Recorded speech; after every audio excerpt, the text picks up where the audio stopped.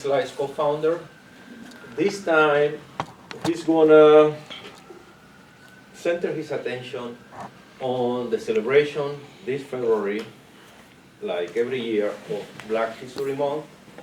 So why do we celebrate Black History Month now, and what is behind that history? He's gonna provide us with some historical background. The most interesting part for me is a series of personal stories he's gonna present that actually made a difference in different points, at different moments, that led to a series of achievements politically, socially, and in terms of the civil rights movement. Now, this is not, when we say Black History Month, we are not confining this celebration to something as important, as relevant as the civil rights movement in the US. We are talking about something bigger than that. In that broader frame, Pete is gonna mention an initiative within the framework of the Agenda 2063 of the African Union, with which he is involved, and how he came to be involved with this initiative, and how we can see the links, the direct links between his work as an artist and this initiative. The floor is his. Thank you very much. Appreciate everybody coming out.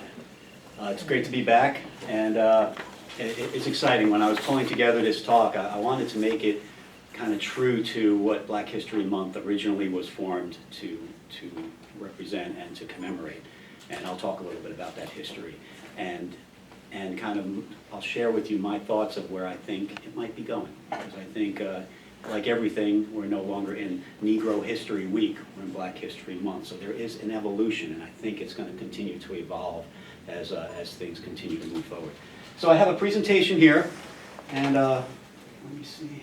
All right, so the outline for today's talk, I'm going to talk about some of the original origins of how Black History Month started, right? And then I'm going to go back and talk about selected stories in chronological order. And then I'll mix in kind of the Black History Month stuff as it comes in chronologically. As we get towards the latter parts of the stories, you'll see the connection with Peace Lights and how this guy from New Jersey is at the UN talking about Black History Month. Okay? So before we start, I want to recognize three people that are in the audience. Massimo Perino, who came here from the L. Ron Hubbard organization, and very close ties, and connected me with Youth for Human Rights, the largest human rights organization on the planet doing human rights education. Mr. Menipele Nuhan. That's right. Nuhan, yes. Sorry, yes. Who is the Vice President of the African Immigrants Council in the Bronx. The Bronx has the most African immigrants of any county in the United States. The Bronx Community College has the most African immigrants of any college in the United States. Quick correction, of New York and Connecticut. Okay, Yeah, thank you. correct. And this is Imamsi Mbosa from Congo. He is a student at Columbia University studying conflict resolution, and I met him through an event of the African Immigrants Council, and then Imamsi's been very involved in a lot of the Youth for Human Rights campaigns, and he is also one of the officers of the African Youth Architects, one of the leading youth groups in Africa. Yes. And just to start throwing out facts, in Africa, they consider youth up to 35 years old. That's right. So that's the very first aha of the day. So hopefully there'll be a bunch of ahas, and we'll see some cool stuff. That's right. So I wanted to talk a little bit, just kind of quick, couple minutes on Peace Lights, because that'll become relevant of kind of how this whole thing progressed. So 2009, I started shooting some light. We did a whole bunch of light shows in 2014 around New York City, me and my partner, Eileen Cohen. Okay? She's a video artist, I'm a photographer, used to make holograms and so on. So 2015 was the United Nations International Year of Light. Many of you might remember that. So Eileen and I were very proud to be the chosen artist projectionist for the opening ceremonies of the International Year of Light here in New York City. So that was down at the Brooklyn Navy Yard. And so we were projecting on the building. Upstairs, we brought into the event this flowing batch of lights that we used to call drapes. People used to stop on the streets and say, oh, that has such great energy, and they just stare at it. It really did have good energy. So we brought it in, made a huge difference to that environment. The next month, we were getting an award from the New York Peace Coalition, because we had helped them with a music peace marathon that was streamed around the world, mostly the countries in Africa. And this was out of the Bronx. So we brought the lights again, and the Sheikh Musa Drahmed, who's a very well-known community leader up in the Bronx, he came up to me and says, Peter, such great energy in that corner, you know, everyone loves the lights. And I told him, hey Sheikh, what about those lights as a symbol of good energy? Or peace or something like that. And his whole demeanor changed. He looked down at me and he goes, Pete, we have not had a new symbol of peace in more than a generation. We've been looking for a visual symbol to provide solidarity for actions of peace around the world. So driving back from the Bronx to New Jersey, I live in Manalapan, New Jersey, had a thought, called up Eileen the next morning, she gave the thumbs up, called up the Sheikh, here's what we propose. The New York Peace Coalition commissions Pete and Eileen for free to remaster drapes into peace lights, which is what you see here. The colors will represent the different cultures in the world, and the motion represents how those cultures interact and work together to achieve harmony and peace and good energy. You'll see the word peace lights come up in 55 different languages. And this version that will be playing today will alternate between the languages and another version that will show the 30 human rights from the Universal Declaration of Human Rights in both English and French. We got those French translations from Youth for Human Rights. So it's kind of a group of people that are now, over the last few years, have been working together towards things, all right? Again, this story will become more relevant as we talk. So I talked about the symbolism. Peace organizations from 19 countries have adopted this video as their international symbol of peace. It's played at United Nations related events probably about 40 times now. And it's played at a number of different things. So Australia, this is the National Action Network Awards Dinner where I met this woman talking about Black history. This woman was on the bus with Rosa Parks when she got arrested. She was 101 years old when I met her. Peace Lights was playing at that awards dinner in Paterson, New Jersey. You know, also, this is at the Jazz Nights. If you ever go, has anyone ever been to the Jazz Nights? So you look familiar. You've been at the Jazz Nights, right? I have, yeah. Yeah. You mean here at the Delegates Lounge? At the Delegates Lounge. Yeah. Yeah, so Peace Lights has played at every one since the beginning of last year. And I heard that that's going to start up again, hopefully, maybe next month. Oh, that's good. We'll see. So EcoSoc Chamber, Youth Human Rights Summit. This is a film festival that was happened for Rooted in Peace. It's played in the General Assembly Hall for the International Day of Yoga here at the Albano Building. And because of this, got to meet a whole bunch of people, dozens of ambassadors and important people. This gentleman here is now the ambassador from Sierra Leone to the United States.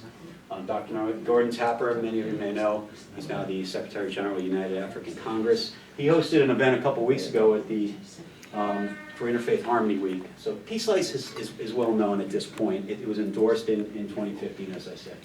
All right, let's shift gears. So as you see this, one more point about Peace Lights.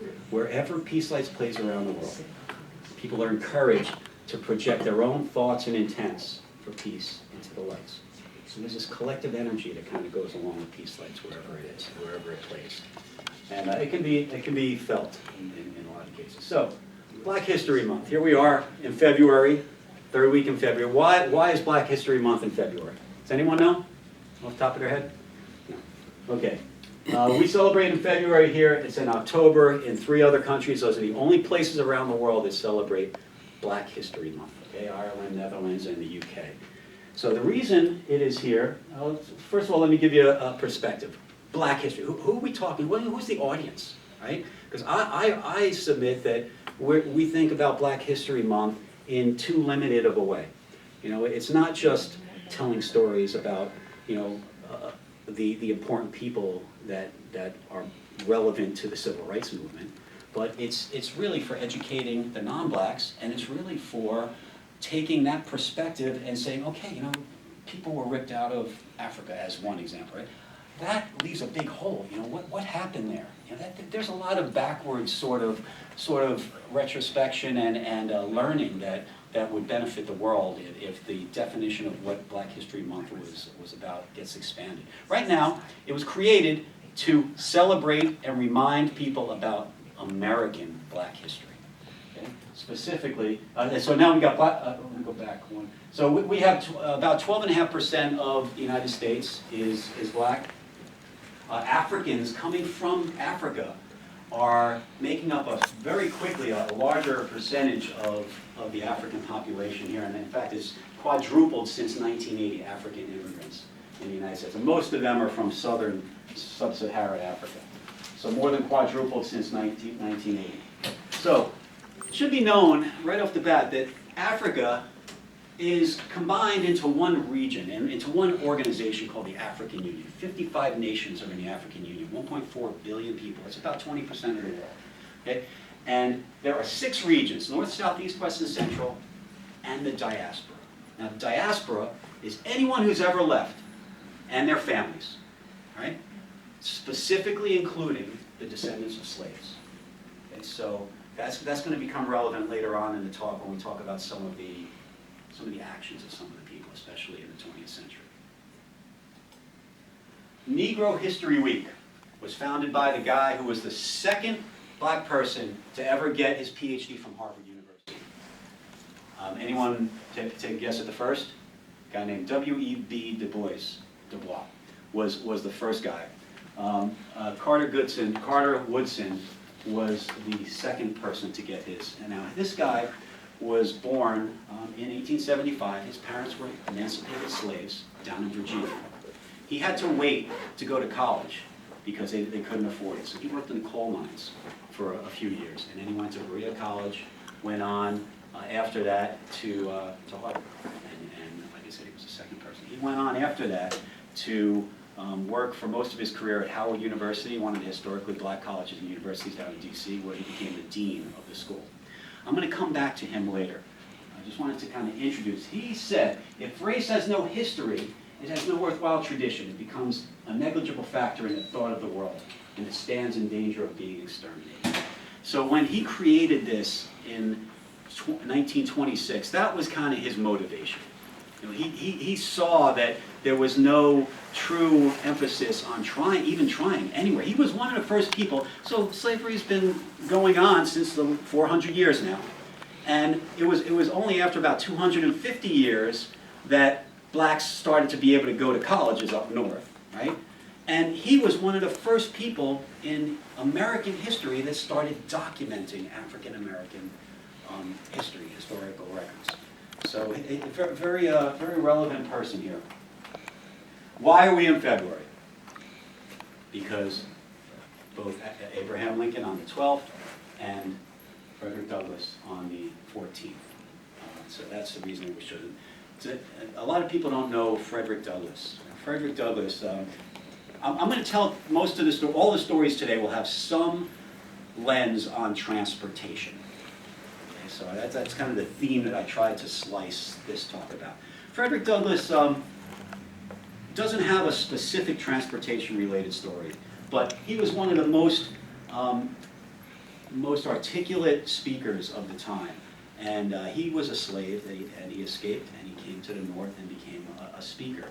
And when a lot of these Southerners were promoting that the blacks are too stupid to be educated, the Northerners were very much swayed by Frederick Douglass, because they saw in this man someone who really kind of was the opposite of that, was very able to articulate. He wrote numerous books on his time as a slave, on his time right after his slavery, and then on slavery and abolition in general. So very significant person. There's also another month that we celebrate, African American Music Appreciation Month. Back in 1979, Jimmy Carter called it Black Music Month, but President Obama reframed that as African American Music Appreciation Month. So there are actually 2 months that celebrate, different parts of Black history. Now, like I mentioned, I'm going to be telling the stories today through this lens of transportation. Okay? And it really wouldn't be right unless we truly appreciated some of the transportation-related things. This is a 2-minute video, and I'll talk over it. This shows the slave trade. There were there were 12.5 million slaves taken from Africa. About 10.7 of them survived the trip. But that's just the passage, okay? There was the equivalent of in American history, the Trail of Tears, where the Native Americans were marched to the reservations. That was happening all over Africa. The minimum number of people that died because of the slave trade is put at 20 million, which is more than the population of the state of New York. So that, the trips from the tribes to the coast, where many times there would be waiting for up to a year in essentially prisons, would take more than 50% of people in a lot of those journeys.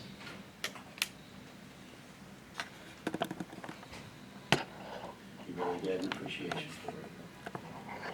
Now, what this shows, if you look at it, a lot more people went to the Caribbean and to Brazil than ever came to North America.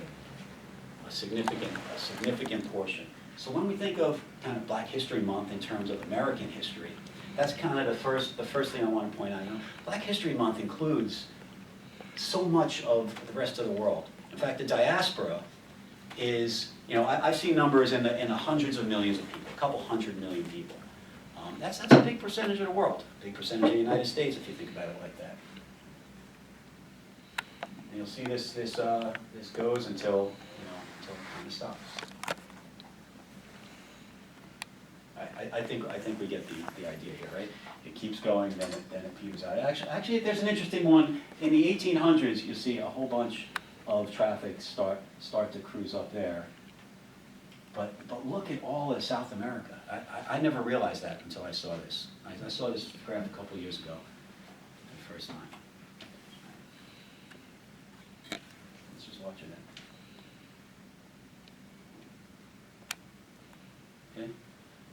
Stop. Go back. Okay, we see many of us have probably seen this on the Ark of Return. And March 25th is the day of remembrance for the slave trade and for all those atrocities. I'm going to start with Sojourner II. How many people have heard of Sojourner II? Okay, does anyone know her original name? Bauman. Amarita Bauman. So she was a pretty amazing woman. She escaped slavery with her daughter. She was a slave in New York State. So yes, we think of slavery being only in the South, but slavery kind of existed up north, right alongside of freemen, you know, free blacks. But there was still no ability to congregate. Basically, going to church was the only time that it was safe to congregate out in public. So she escaped, and then her son was sold illegally to a plantation down in the South, Alabama or Mississippi or something like that. And she went to court and fought to get her son back because that was an illegal sale. And it's the very first time that a black person ever won a lawsuit against a white person of that nature. So she was a highly known speaker. She very articulate. She was one of the people that Abraham Lincoln knew a lot of, and she met with Abraham Lincoln a couple times in her life. And so she tried to force desegregation on buses down in Washington, D.C. on streetcars. So that's her tie into transportation. You know, but there's another tie that we'll talk about with Sojourner II as well. So she was listed as one of the most significant Americans of all time by Smithsonian Magazine. That's pretty amazing. You know, the number of speeches that she gave, the number of people that she influenced because of her and now she was a tall black woman, right? You saw the picture, right? At one of her later talks, there was a kind of a movement to discredit her, saying she's really a man. So she opened up her blouse in the middle of that talk and said, "Are you satisfied now?" And she continued on. So amazing woman. Leads me into, chronologically, Harriet Tubman. Has anyone seen the movie Harriet? Amazing movie. Go check it out. So it tells her life story, and you know, this woman is impressive. So she escaped from slavery. She was a slave down in Maryland, okay? So she escaped. She was one of 8 children, and 3 of her brothers and sisters got sold and never saw them again, okay? Her mother then was watching the 5 of them, right? And her youngest brother, Moses, there was a plantation owner who came up from the South who showed an interest in buying the youngest brother. Thank you. YouTube Thank you so is much. going on Yeah. in the back. According to the Oxford University Press's World You might want to turn that off on the thing. 84 Oh, that's the other thing. Oh, my Yeah. God. Yeah, some there's- form of Ah, I organized thought I paused Yeah. it. I don't know what that was. Could have been worse. Okay. All right, so 3 of her children were sold, never seen again. Her youngest son. So what her mom did, her mom's name was Rit. She hid the younger son for a month between other slaves on the plantation and free men who were around the plantation, right? Finally, when the buyer came to get the son, she said, she hid him in the house, and she said, I have one slide. This is where all this stuff happened. She said, a key moment, her mother already had lost her, when her own son, when the buyer and others came to the house, she yelled, "You are after my son, but the first man that comes into my house, I will split his head open." And the buyer left. So why is that a key moment? Because what it told Harriet Tubman was that there is something in this resistance thing, right? And she took that with her. Right? So she left, and I'm going to go back one slide. She left where she was, and she made it up to Philadelphia. 100 miles, traveling mostly at night. The Quakers were helpful and sympathetic to abolition, so they would put up a lot of the escaping slaves, and Harriet Tubman utilized them in part of that Underground Railroad, which again is transportation related here, right? So later on in 1850, there was a law passed that kind of made it really much harder on people for helping slaves to escape. So what Harriet Tubman did was she started to bring them all the way up to Canada, which was then not Canada, it was the United Kingdom. But she would bring them all up to safety up there. She established some houses and eventually retired into Auburn, New York. Amazing woman. She led an armed excursion into the South during the Civil War that liberated 700 slaves. So this woman was serious. She took 13 trips back to get her family and friends, and she was armed, she was ready. I mean, there was no messing around with Harriet Tubman. So totally amazing woman. Elizabeth Jennings, right here in New York City. Anyone ever hear of Elizabeth Jennings? In 1854, I think it was, 1854 or 56. So her father was free, her mother was a slave. But her father was a tailor, and he got a patent early, like 1821, he got a patent. So he used that money to buy his mother out of indentured servitude at the time, because in New York State in 1799, slavery was kind of ended. But it was called something, it was called the gradual abolition. So until 1827, it took that long. So they weren't slaves, they were indentured servitude, blah, blah, blah, blah. You know, up to 1827 it was supposed to be over. So he accelerated that and bought his wife out of, Elizabeth Jennings' mom out of slavery. Now, streetcars in New York City at the time were privately run. There wasn't any MTA or anything like that. And they generally were segregated. Although, according to a lot of the research I've done, sometimes they'd be kind of lax on that. But sometimes they weren't. And Elizabeth Jennings was a teacher. She had a school in the 40s, right around here actually, for most of her life, a kindergarten. And she just said that she wasn't into getting held up. I do not wish to be detained. Right? She got on, and this ornery guy kicked her off. Dragged her off, she went back on. They called the cops. Cops came, they threw her off. And she said enough is enough. So she got a lawyer who turned out to be a future president.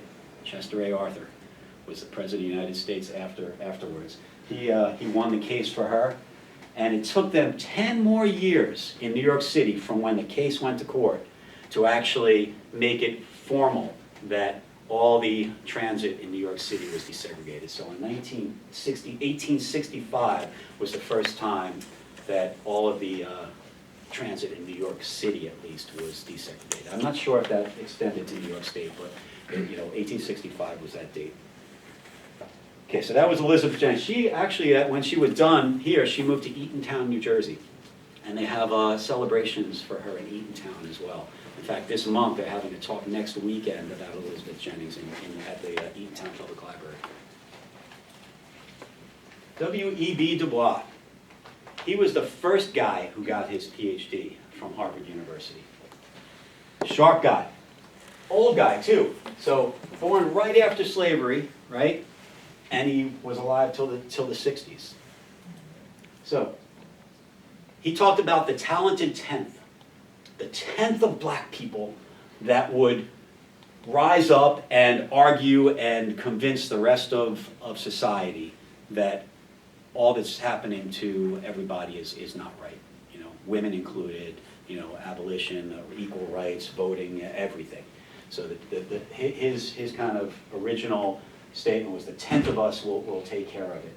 So he started a movement that was significant called the Niagara Movement. And it's historically significant because it led directly to the NAACP. Now, around early 1900s, it was very risky politically as well as personally to take a stand, right? So he got a group of people, influential people who were like-minded, and they went to Niagara Falls for a meeting. They got there and they weren't allowed to stay in the hotel. So they had to go to the Canadian side and they had their meetings, right? They were going to figure out how to respond, and this is a picture of the first Niagara group that went up there. They wanted to publicize, again, at great personal and professional risk, the right to vote, desegregation of public transportation, and every other right that belongs to freeborn Americans. Right? They got some traction, right? They certainly set the bar for what should be being discussed in civil rights terms in the U.S. Now, it started to kind of peter out. As it was kind of getting less and less coordinated, the Niagara Movement, 1908 rolled around, and there was race riots in Springfield, Illinois. Based on that, there was a whole nother level of involvement and sympathizing by northern whites, especially in the Midwest. And they invited W.E.B. Dubois to be one of the first groups. In fact, this is a guy who was born like 3 years after the Civil War, and his color picture of him. And he looks great. So the NAACP was formed. Okay, that's what that race riot in Springfield directly led to the NAACP, and W.E. Du Bois was tapped to be one of the leaders of that organization. It was formed on the 100th anniversary of Lincoln's birth, so February 12th, 1909. Now, the NAACP is relevant because, fast forward, Rosa Parks and so on. We'll talk about that in a minute. So all this kind of has a transportation theme going on. NAACP was formed mostly to respond to lynchings.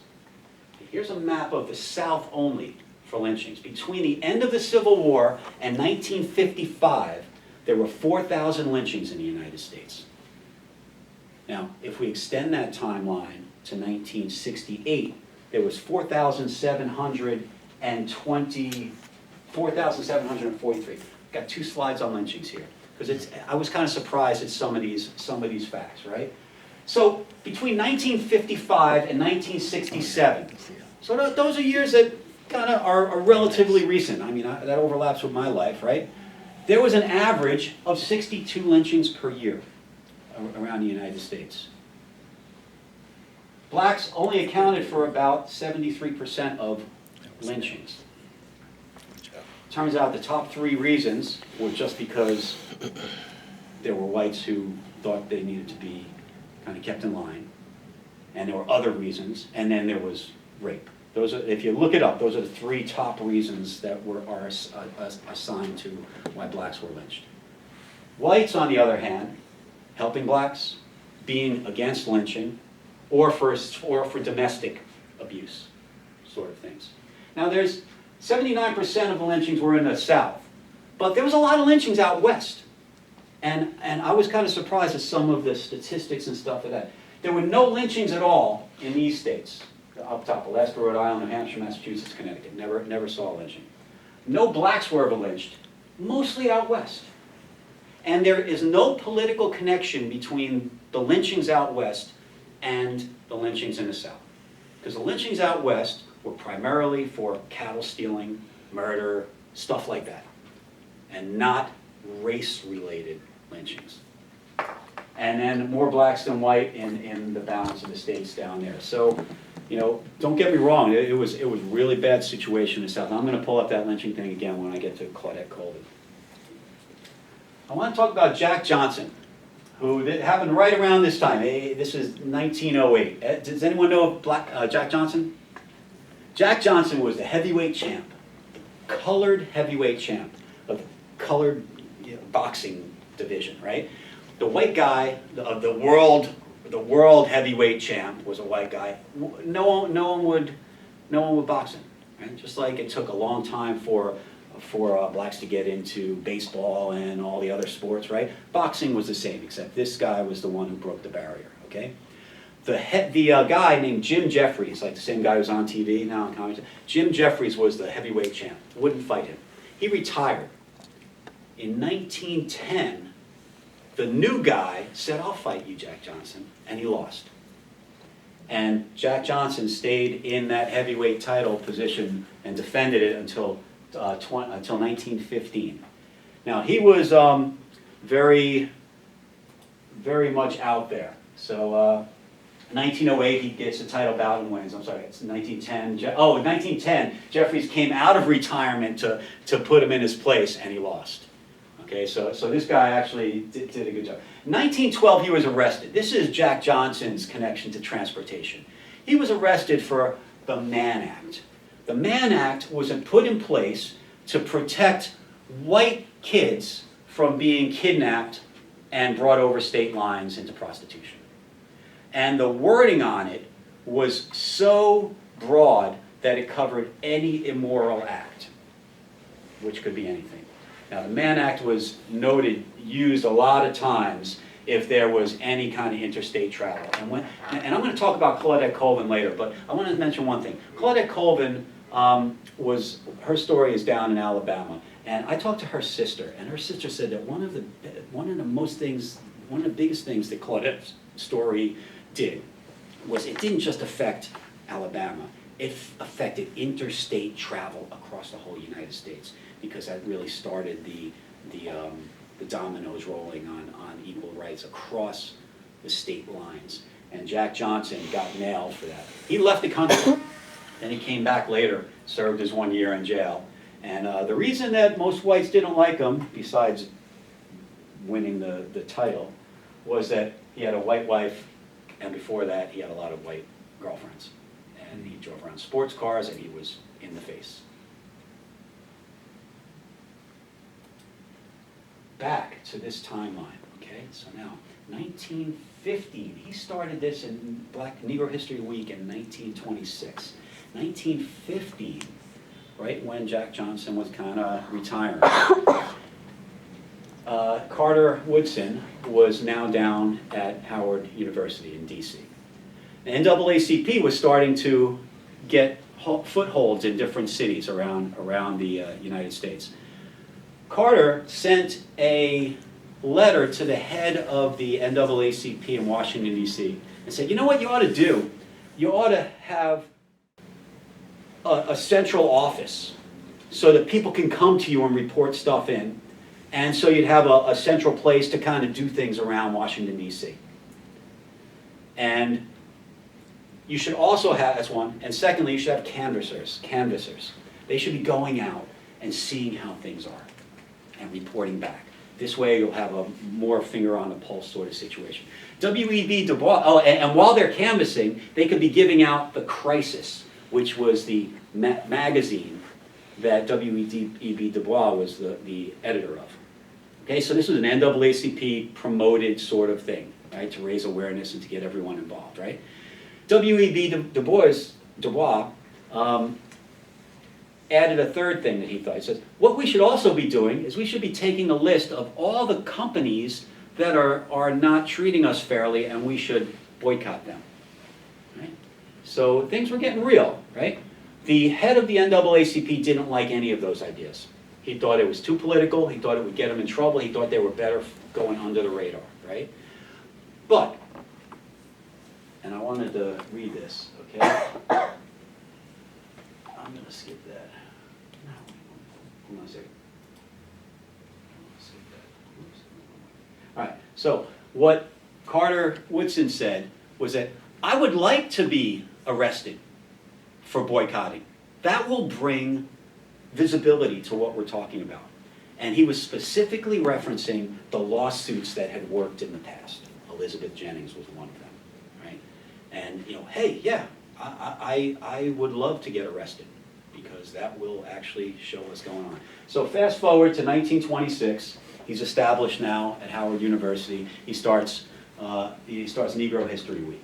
Very quickly, that kind of caught on. Within 4 years, there were state departments of education. Every state with considerable Negro population has made the event known. So it very quickly got popular, especially with mayors.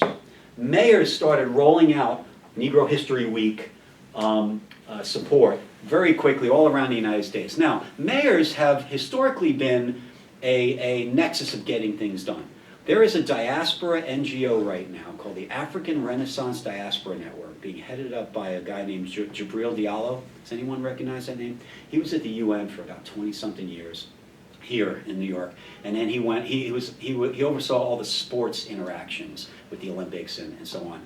And then he went over to Africa, and he was heading up UN AIDS for many years, and then he retired, and now he's heading up ARDN. And he hosts General Assembly meetings and so on. And they are focusing on mayors. And he says, yeah, you know, you got to get in with the mayors because that's where the biggest leverage point is to get down to the people are. So these are diaspora people doing things and focusing on mayors. Makes sense. Kept going throughout schools, throughout the South, throughout the North, everywhere. And you'll see that Negro History Week made an influence because it was in the mind of people, the next couple people I'll talk about.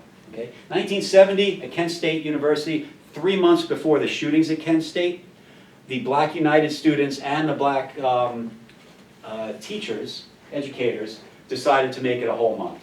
And then 76, bicentennial year, Gerald Ford was the first president, and every president since then has kept it a month-long celebration. Let's jump to Rosa Parks. So and I say jump to Rosa Parks because I'm going to go to Rosa Parks and then come back. All right, this is the only time. And I'm going to be quick about Rosa Parks. Amazing.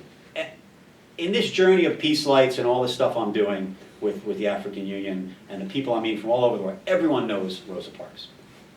What I find interesting is that everyone knows Rosa Parks in the narrative that was created in the 50s to support civil rights change. There's no context behind her actions. There's no subsequent updating of the story. It's all about, you know, and to be honest, that's the way we learn here in the United States too. Rosa Parks got arrested on a bus. That sucked. Montgomery Bus Boycott was the reaction, right? That's the way most people know that story. Couldn't be further from the truth. Right? Well, it could be further, but it's not the truth of how it actually went down. So let's talk about Rosa. Now, she sat in the middle section of the bus. There's a white section only, and that's state law. States are allowed to make laws as long as they're not in contradiction with the federal law, right? Which, until the law was changed up at the federal level, that was not in contradiction of. So there was a white section, there was a middle section of the bus, where if there were no other people, no other white people standing, blacks could sit, and then there was the black section, right? But the law was that if a black person was sitting in that middle section and the white people came on, that person didn't have to get up if they had to stand. If there was another seat, they had to get up and move, right? But if they had to stand, They didn't have to get up. Right? So that was kind of and what the Montgomery Police, this is Montgomery, Alabama, right? Montgomery Police were doing is they were enforcing it even though it wasn't the law. And the mayor is on top of the police, so the mayor really was the person who was blessing this practice of doing something that technically was illegal, right? Rosa Parks got arrested. Why was there a photographer around? It wasn't a random thing. She had been trained. She knew what was going on. She was the secretary of the NAACP. Right? She was middle-aged, lighter skinned than the person that came before her, which I'll talk about next. Articulate, relatable, professional, right? A perfect symbol, right? She received the Presidential Medal of Freedom. Amazing woman, and she carried that torch and did amazing things for the cause. This woman, in my opinion, is the most unsung hero. Okay? Does anyone know who Claudette Colvin is? 9 months before Rosa Parks, same bus system in Montgomery, Alabama, 15-year-old girl got arrested for the same thing. She was sitting in the seat with 13 of her friends coming home from school. The white section filled up after a couple stops. They told the kids in her row to move. Her 3 friends got up. She didn't get up. Bus driver yelled at her. She still didn't get up. A white woman in the front of the bus said, "Girl, you got to get up." To which one of her friends said, "She don't got to do nothing except stay black and die." So there was tension on this bus, right? Bus went 2 more stops before they found a cop. Came on, berated her, dragged her off. All the while she's saying, "It's my constitutional right. I paid my fare." Correctly knowing her rights, right? Okay, so let's tell her story a little bit more, right? 1957, turns out that her lawsuit was the one that went up to the Supreme Court, not Rosa Parks, right? So her lawsuit, there were actually 2 people that got arrested on a bus before Rosa Parks. There was a 17-year-old girl that got arrested in September of 55. Claudette Colvin was March 2nd of 55. Rosa Parks was December 1st of 55. After that was a 35-year-old woman named Browder, and then there were 2 senior citizens. So after Claudette Colvin got arrested in March, the NAACP started strategizing. What are we going to do? You don't pull off a Montgomery Bus Boycott overnight. That thing took 6 months at least to plan. There were drivers set up, and it lasted for a year. I mean, that was not something that just hastily came together, right? That was strategically worked out, that was legally prepared, and the people who were doing it kind of knew what they were going after. Now, Claudette Colvin got pregnant when she was 16, so like maybe 9 months later. While the case was going up to the Supreme Court, or while the case was losing all the way up to the Supreme Court, she got pregnant. So fast forward to 1957, 2 years later. She has a little kid. She's still getting death threats. She can't get a job. Like Rosa Parks eventually moved out of Alabama because she probably would have been killed, Claudette Colvin moved to the Bronx. About 2 miles north of here or so, whatever, right? She lived her whole life in Parkchester in the Bronx as a nurse's aide, member of the union, retired in 2009. Okay. And she just last October moved back. Her 80th birthday was last September. There was a little thing on the steps of City Hall for her. Her family moved her back. It was time, medically, and she just kind of getting in need of a little bit more attention. So they moved her back. She's coming back to the New York area because the New York City Council finally, albeit late, voted to change the name of her street in Parkchester to Claudette Colvin Plaza. And on March 6th of this year, she's going to be back with her family for the unveiling of the sign on what was now Unionport Road. And there's going to be from 3:30 to 6 o'clock a ceremony held in St. Ignatius Church. So bring your kids, like seriously, like piece of history right here, right? So the New York Peace Coalition found out that she was living there in 2015. They wanted to honor her at the Bronx Public Library. They wanted peace lights to play, and they asked me to speak. So I went to the library, and I got a book on Claudette Colvin. right there, right? First thing I read in the book jumped out at me. It says, Claudette Colvin is credited with, quote, accelerating the change in the plight of colored people. And I'm an engineer, I went to Stevens, you know, I've always been in, like, accelerating a change is a second derivative, right? I'm like, oh, that's interesting territory. What's that really mean? I typed in plight of colored people, 1955. The first thing that came up, oh, I told you the story. The first thing that came up when I typed it in, hold on, I'm gonna back up before I tell you that. When she did what she did, Claudette Colvin said, come on.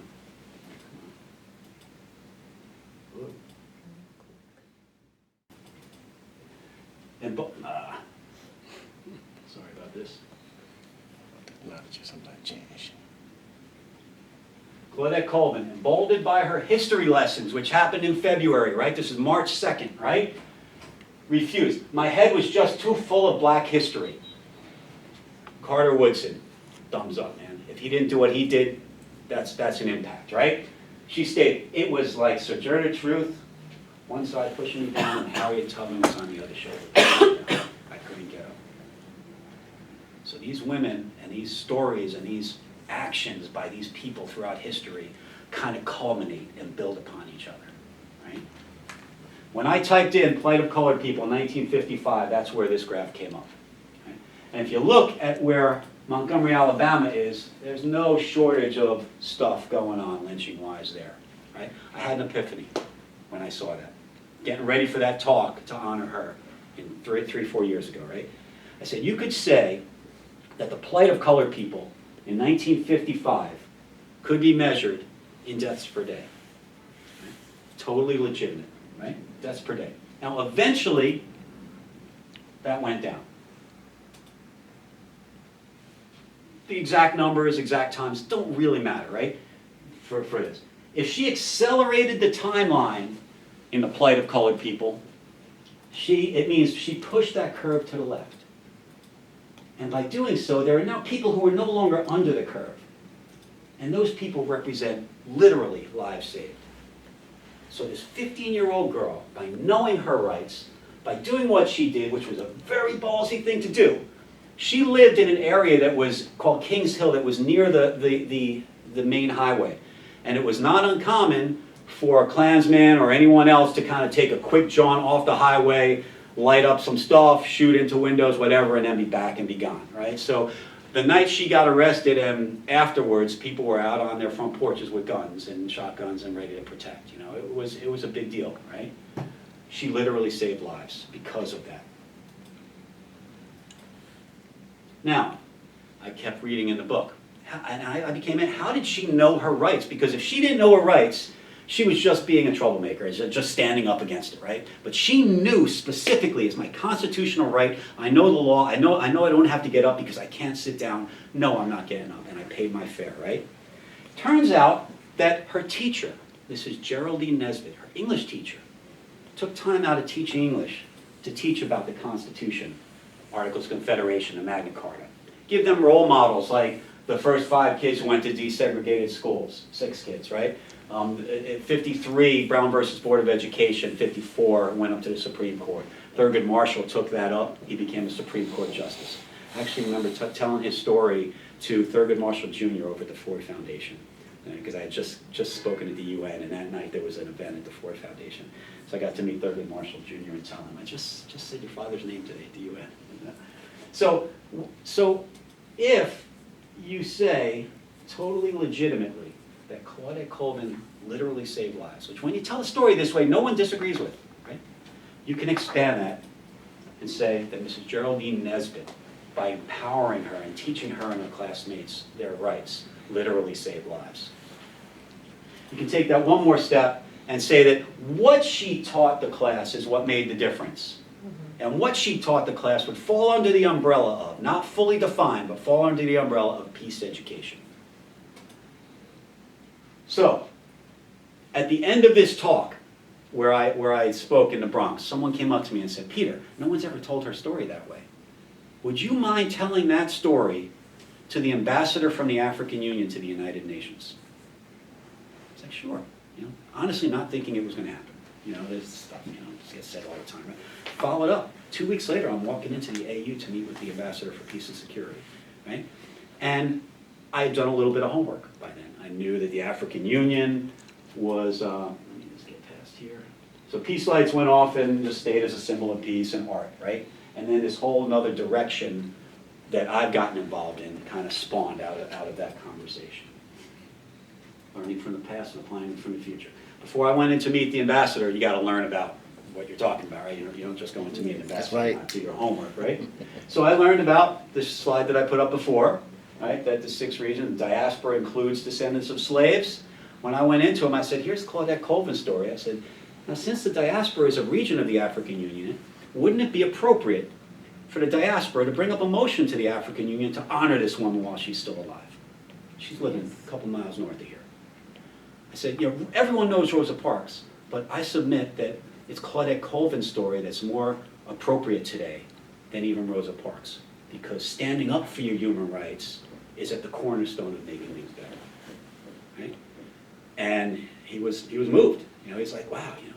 But I started to learn through conversation that the diaspora isn't really a thing as far as a seat at the table in African Union terms goes. Like, you know, you go into the General Assembly Hall and there's every country is laid out. They have a mini version of that over at the AU, right? But there's no diaspora seat. But those rights are defined, right? Diaspora defines them and recognizes these hundreds of millions of people, but they're only loosely organized NGOs and whatnot, right? So it's like a historic missed opportunity for hundreds of millions of people to participate and bring their resources and views to the African Union for the betterment of the continent. Right? It's been said by a lot of ambassadors, statesmen, and statesmen, stateswomen, and like people of that you would respect, that without the diaspora, the African Union is not going to be successful. That the success of the diaspora is contingent almost on the involvement of the diaspora, success of the African Union on the diaspora. So I went in, had that discussion with him. He handed me their 50-year plan. He says, Peter, you kind of look at things from an outside perspective, you know, it's kind of interesting. Well, I wonder if you would just like kind of review something and maybe come back and give me your opinion. So he gave me Agenda 2060. I kind of had read about it, but I didn't know what it was, right? Turns out, 2013, the African Union adopts a 50-year plan called Agenda 2063. 7 beautiful aspirations in this for what Africa will become, right? The 4th aspiration is a peaceful and secure Africa. And under that, specifically the words on the bottom, a culture of peace and tolerance shall be nurtured in Africa's children and youth through peace education. Now, there's this connection to Claudette Colvin, a peace education. Yes. Right? I say to the ambassador, you know, I've read your 50-year plan when I went back in after reading it, right? I read your 50-year plan. Beautiful, right? I looked at your first 10-year implementation plan to achieve your 50-year goals. I looked at your key outcomes. I love that you're measuring progress in all of your regions, because that's key, right? Yes.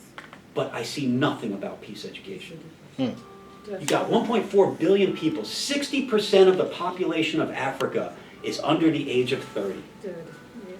The fastest growing portion of the population are newborns. Every year that you miss, you're missing the boat. You know, because it's going to take you 5 years to roll this stuff out, probably, right? Left to its own volition, when's peace education going to come out? Maybe 5 or so years after the SDGs. That's 2030, right? If Africa has their act together. Semi-big if, right? So why not just pull this together and get on top of it and do it? The answer was very interesting. And it was that, number one, it's really technically not the charter of the African Union to do that, right? They can support, and he's like, hey man, we would love to work with organizations and groups and figure out a way to get this done, but from an organization perspective, that's not really kind of what we're up to, right? And the second thing is, what is peace education? In order to get the buy-in from all these countries, you have a term here that really isn't well defined, and I agree with that. I've been saying that from day one. It is an ill-defined term. So what do? Figure it out. So I started going back, and I was like, talking to people, kind of disheartened. Say, this really should get done. Somebody says to me,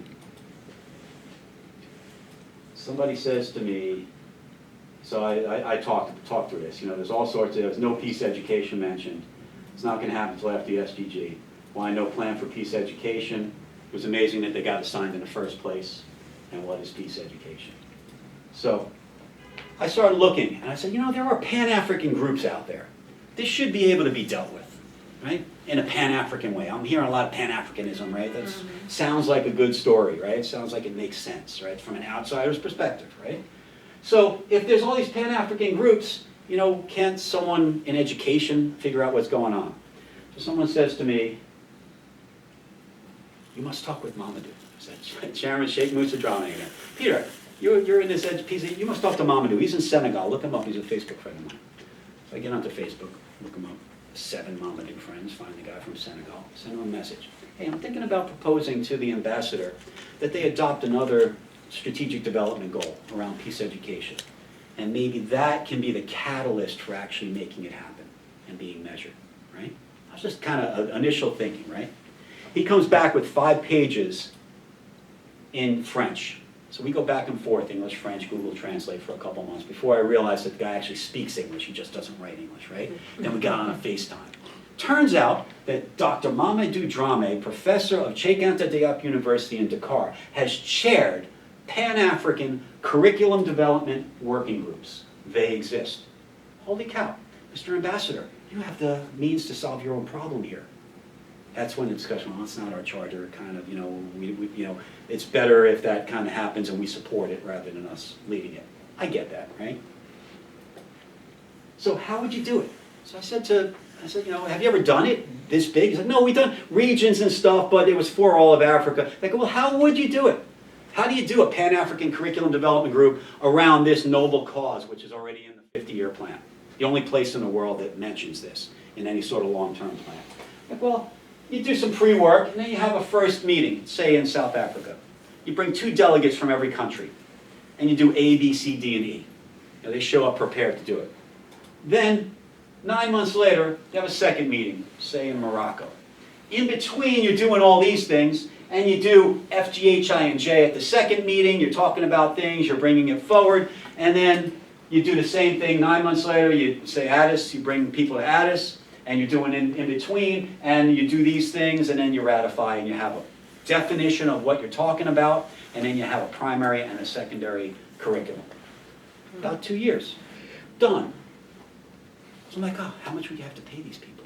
How much would it cost? Do you have any financial models for what you've done in the past? Turns out, yes. So he sent me his financial models. I scaled them up to be this, right? 110 people coming together. Add people from UNESCO, add people for youth human rights, add experts from around the world. Call it putting on 3 conferences in 24 months in Africa for 200 people. How much could that cost? About $4 million. Not a lot of money. You're talking about pulling up peace education for 1.4 billion people by a decade. Claudette Colvin's story teaches us that literally saves lives. Right? So I'm a facilitator. I'm just making the story here, right? This has to be done by Africans, right? But I'm a Grateful Dead. I'm a Deadhead, so there's a Grateful Dead song. Comes a time, it says, comes a time when a blind man takes your hand and says, "Don't you see?" It's like, all right, there's a solution here, guys. So people started challenging me. How is a working group going to get together and figure this out when you can't even tell them what peace education is going in? Like, well, we know one thing about peace education. We know a couple things about peace education. The first thing is that it's not 100 things. It's maybe a dozen topics, maybe 20. Things like, and this is just kind of throwing stuff on a wall, inner peace, customs, cultures, religion, conflict resolution, peace documents, reasons for conflict, media influences on peace, right? Defining all those terms, what you're talking about so you understand all that. So it's something that a small enough finite list that a motivated professional working group can get their arms around and wrestle that thing to ground. We also know that whatever that list turns out to be by that professional working group, it sits on a foundation of human rights. And what we also know from the Universal Declaration of Human Rights must be made a fact, not an idealistic dream. That was an L. Ron Hubbard quote. And there was an organization called Youth for Human Rights International that is the leading human rights education organization in the world. And these guys were founded initially from kind of the vision of L. Ron Hubbard, actually, and a non-affiliated NGO, and they have 140 countries, 23 languages. I mean, this material is just cut and paste into a curriculum, which is nice. So, quick review. Claudette Colvin teaches us that peace education literally saves lives. Agenda 2063 specifically calls for peace education, but there's nothing being done. Right? Pan-African curriculum development groups are not new, can be leveraged. We know how to do that. We financially modeled it. It's not a lot of money. Pan-African curriculum development. 24 months from the first meeting, you pretty much have your curriculum. Now, visit every tribe. Somebody started to say to me, Peter, it's all great, but you can never drive down a curriculum into the tribes in Africa. That's not the way it works. And I didn't want to really hear that. I was feeling pretty good. Hey, $4 million, man, you can raise that, no problem, right? How do you even model going to talk to every tribe to get their fingerprints on this process? So, kind of stumbled on that for like 6 months. And then a woman from Kenya, an older woman from Kenya came up to me. She took my hand, she's like, Peter, you're doing God's work, you know. But they're right. You have to visit every tribe in every country. But don't worry, my son, this is how you do it. She laid it out. Take teams of 3. Retired teacher, because they're respected. Retired government worker, and a retired doctor. All 3 are respected. You interview for these jobs. These 3 go to the tribes. They're not going to try and sell them on peace education. They are hosting a day of discussion on peace education.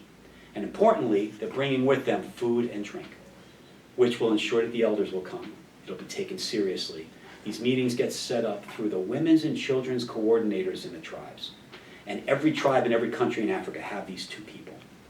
And they will be psyched about setting this up. And it's consistent with Resolution 1325 of the UN, which says that women should be taking a more active role in peace, especially in peace. It all fits. So how much you have to pay these people?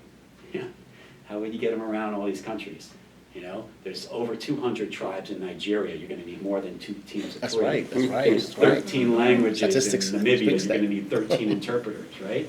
So I sat down and I arm waved and I checked with some people, and that's one of the reasons that we're working with the African immigrants and the African youth architects, is to see if we can get a good, credible number on stuff like this, and then figure out how to best go out and engage in those countries, right?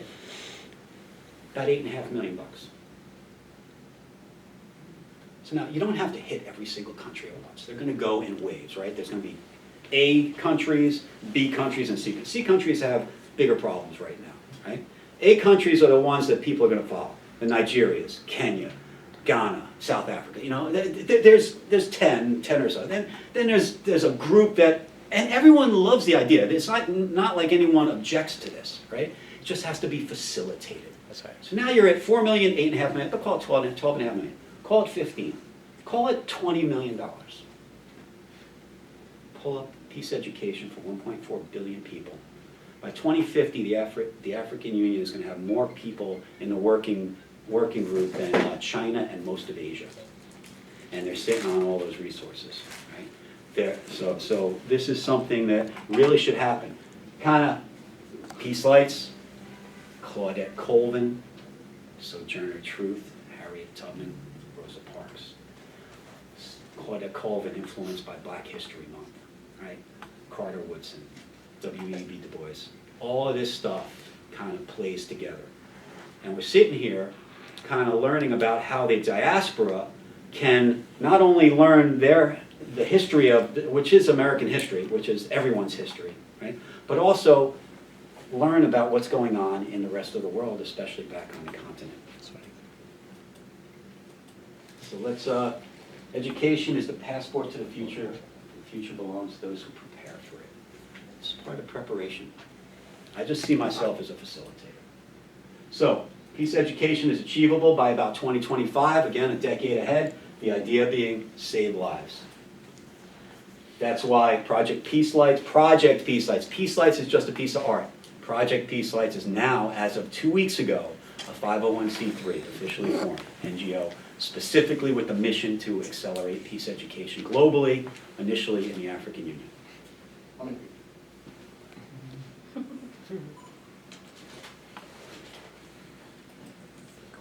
So let's, final chapter of this talk, the diaspora and the African Union.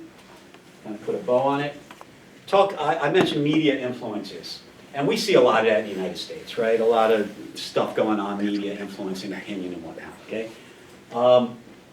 This has to do with this country. Does anyone recognize this? Gabon. Ah, excellent, yes. Yep, Gabon. So Gabon has been under a single ruler and then his son for many years.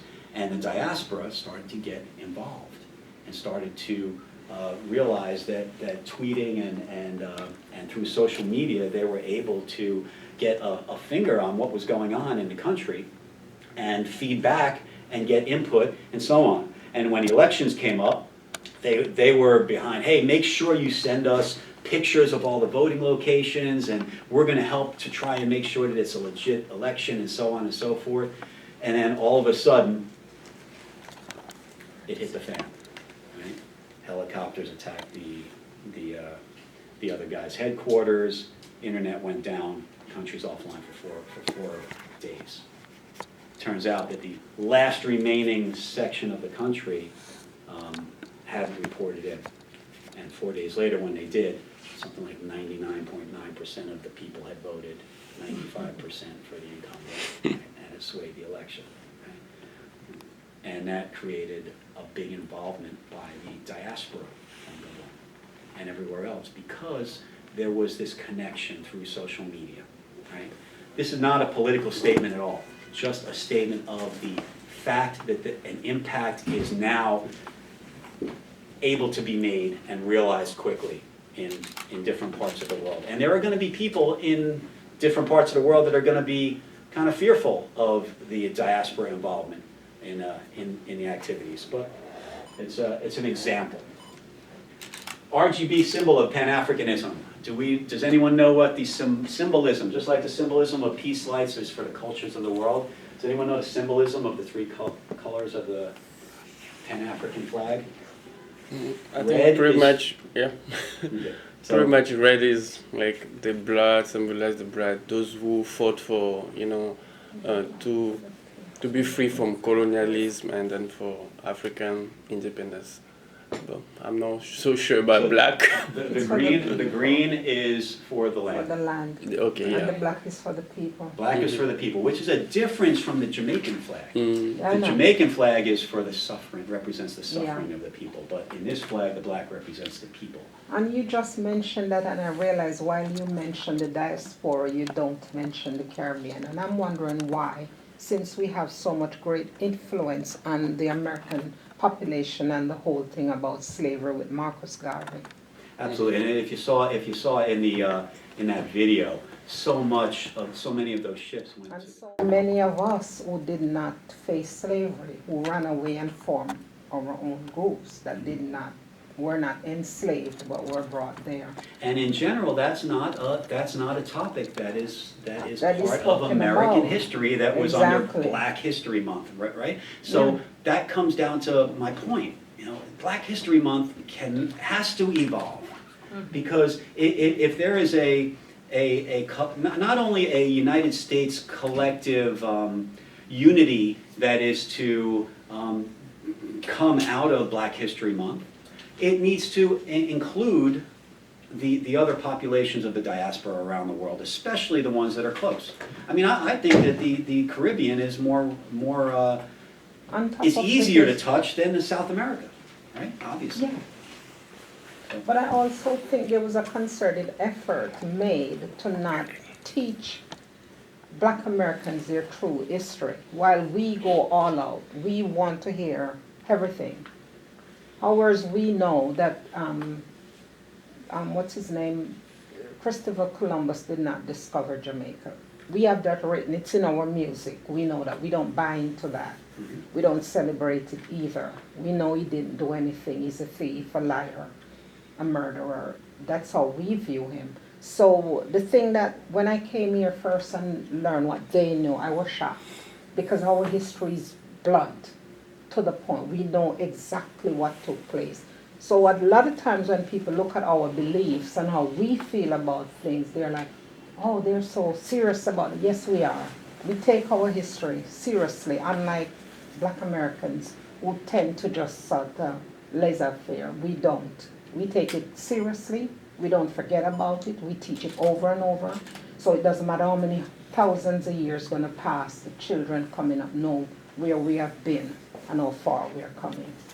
And we want it There remain. needs to be more of that transparency. Yes, and that is what I'm saying. I think also, I remember Nigeria did something and invited us Jamaicans to help them with some, they wanted to know something about peace and asked us to come to be a part of the conversation. Unfortunately, working with Dee, you don't get to do what you want to do. Before I was involved in a lot of these things, but now I can't. Because if you need to be here, you have to be here, which is sort of bothersome to me. That's not how I operate. So I want to get out so I can be involved more. Well, I certainly resonate with your, I'm political your thoughts. when it comes There to was that. a film, Peace Lights played it at a number of film festivals, amongst the African American Women in Cinema Film Festival. 2 years ago, there was a film about Africans coming to the United States and the interaction between Africans and African Americans. And it was very eye-opening for me about the conversations and some of the back and forth. So I reached out to Tara Renee. I couldn't find the name of that film, but if I do, I'll try and get back to you. You know, it was very interesting film. So let me just I think there's an African free trade area that is going to start sometime this year, I think, right, middle of this year. And so that will have a big impact on what's going on back on the continent. And there's also, keeping with the transportation theme, there are trans-African highways that are going to open up everything. Now, Congo in particular, you know, a lot of this has been affected by war. And I think from what I've been reading, Congo has been the most affected because there were large sections of this that were already paved that are now put back by about a decade. But about 80% of this was paved at one point. And you know, upkeep and maintenance is a problem, but you know, this is a commitment on the part of the African Union to make this happen. So, Morgan Freeman, I don't want a Black History Month. Black history is American history. I would even expand that a little bit, you know, and say, and much more. You know, there is what you were talking about. There is everything that was is and was going on in Africa. You know, not many Americans know about the Berlin Conference. The Berlin Conference of 1854, right? No, that's not right. 1888. I think it's 1884? I think it was 1888. Okay. Where Africa was carved up in the Africa was carved up, yeah. I mean, that was, if there were tribes getting along, they were put into different countries. They were given different languages. You know, I mean, it was put in place to cripple the African continent. Exactly. And, That's why I said when they get themselves out of there and leave them alone, they'll do good. But they constantly, because of the resources, being rip the countries apart for their own benefit and greed. And they're constantly doing it. Typical example, Jamaica.